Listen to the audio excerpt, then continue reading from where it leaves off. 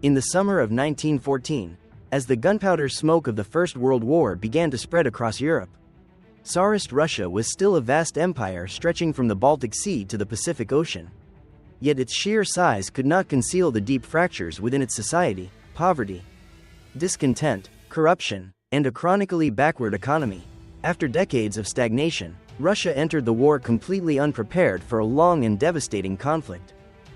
At first, Russia's massive armies seemed to possess an overwhelming numerical advantage. Millions of soldiers were mobilized and sent to the front.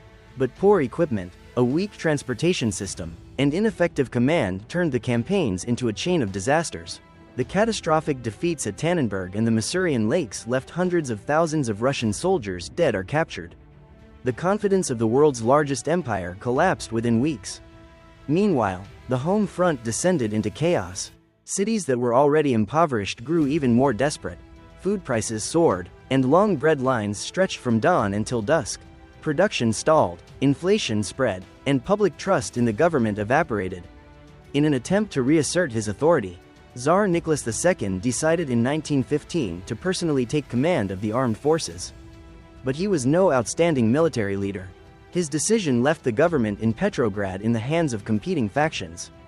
Controversial figures like Rasputin, and a bureaucratic system that grew increasingly dysfunctional. Discontent spread across all layers of society: workers, peasants, intellectuals, and even the aristocracy. By 1916, the losses at the front had surpassed imagination. Many units went into battle with only a fraction of the weapons they needed. Some soldiers were ordered to wait for their comrades to die so they could take their rifles. Ammunition was scarce, artillery obsolete, and officers exhausted and demoralized. Letters home were filled with despair, blame, and doubt. Counteroffensives like the Brusilov offensive in 1916 brought short-lived victories, but at a staggering cost. Hundreds of thousands died to gain only a few dozen kilometers. Russia's military strength dwindled even further. By early 1917, the country stood on the brink of collapse. Bread prices tripled in a matter of months. Strikes erupted across factories. At night, Petrograd, the Tsar's capital, echoed with shouting, unrest, and crowds flooding the streets in protest. Troops were ordered to suppress them, but the soldiers were too exhausted to fire on their own people. Some units defected, others deserted, and others joined the demonstrations outright. On February 23, March 8 in the Western calendar, a protest by female workers demanding bread became the spark. They shouted, "Give us bread! End the war!" Thousands joined them, forming a human tide sweeping through the streets of Petrograd. Troops were sent to restore order, but instead of firing at civilians, many soldiers turned their guns on their officers. A chain reaction unfolded so rapidly no one could predict it. Within days, the Tsarist government collapsed like a rotted house. On March 2, 1917, Nicholas II was forced to abdicate, ending more than 3 centuries of Romanov rule. The Russian Empire, once one of Europe's strongest powers, fell apart within a single week. But the abdication brought neither peace nor stability. Instead, it opened a new, turbulent chapter. Russia had fallen into a void of power, and the war was far from over. After the Tsar's fall, a provisional government was established in Petrograd, led by Alexander Kerensky, a young and ambitious politician. The new government carried the hopes of the people: democracy, freedom, reform, but their power and experience were far too weak to confront the brutal reality Russia faced. The war continued. The Eastern Front still needed troops. Germany still attacked. Britain and France pressured Russia to keep fighting. But the Russian people, after 3 years of war, wanted only peace. Slogans such as "bread, peace, land" appeared everywhere. Amid this chaos, one man returned from exile: Vladimir Lenin. In April 1917, he traveled from Switzerland on a sealed train that passed through Germany. The German government, hoping to destabilize Russia, supported the journey, believing Lenin would intensify unrest and force Russia out of the war. When he stepped off the train at Finland Station in Petrograd, Lenin was greeted by crowds of workers and soldiers. He immediately announced his April theses, declaring, "No compromise with the provisional government. No continuation of the imperialist war. Power to the Soviets of workers, peasants, and soldiers. Immediate peace." Lenin's slogans spread quickly. striking directly at the despair felt by ordinary people and soldiers. The Kerensky government, despite its ideals, failed to deliver the most essential promise, the end of the war. In the summer of 1917, General Kornilov attempted a coup to restore military order and reinstate an authoritarian regime. Kerensky called on the Bolsheviks to help stop him. The coup failed, but the provisional government was deeply discredited. People began to believe only the Bolsheviks were decisive enough to pull Russia out of its deadlock.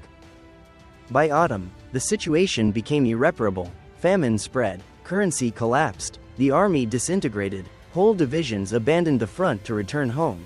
Fields lay barren, railways fell apart. Kerensky's government issued promise after promise but achieved nothing.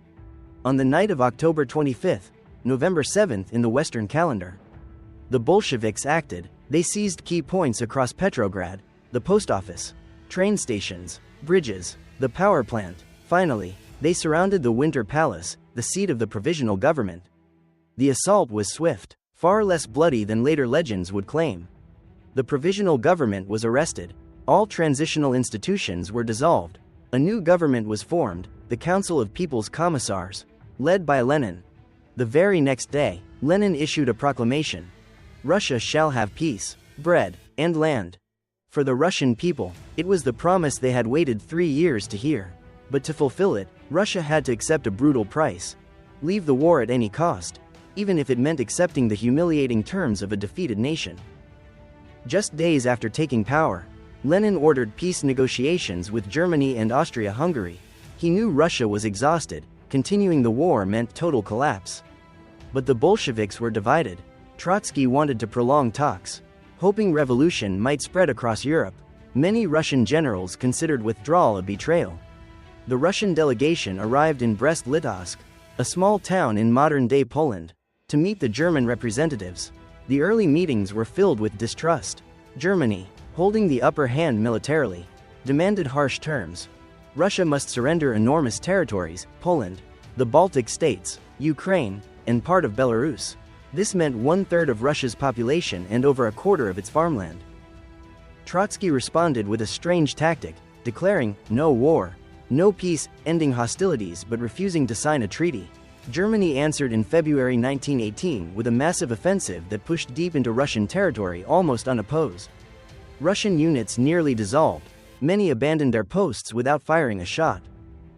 Left with no choice, Lenin ordered, sign, at any cost. On March 3, 1918, the Treaty of Brest-Litovsk was signed. Russia officially withdrew from the First World War, but it was a humiliating, bitter peace. Russia lost 1 million square kilometers of territory, lost key industrial centers, lost Ukraine, the empire's largest grain-producing region.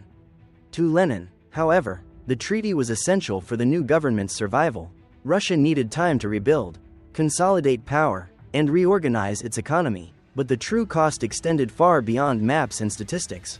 The treaty ignited years of civil war, red versus white, foreign intervention, famine, disease, and the final collapse of the old order. While Russia exited the imperialist war, Europe continued to burn for many more months. Lenin's decision, though controversial, altered the course of World War I. Germany was able to shift its forces to the Western Front, launching the Spring Offensive of 1918, which in turn triggered the Allies' decisive counteroffensive. But for Russia, the signing of the Brest-Litovsk Treaty marked a historic turning point. The old Russian Empire vanished. A new state was born. And an entirely different era began, not only for Russia, but for the whole world.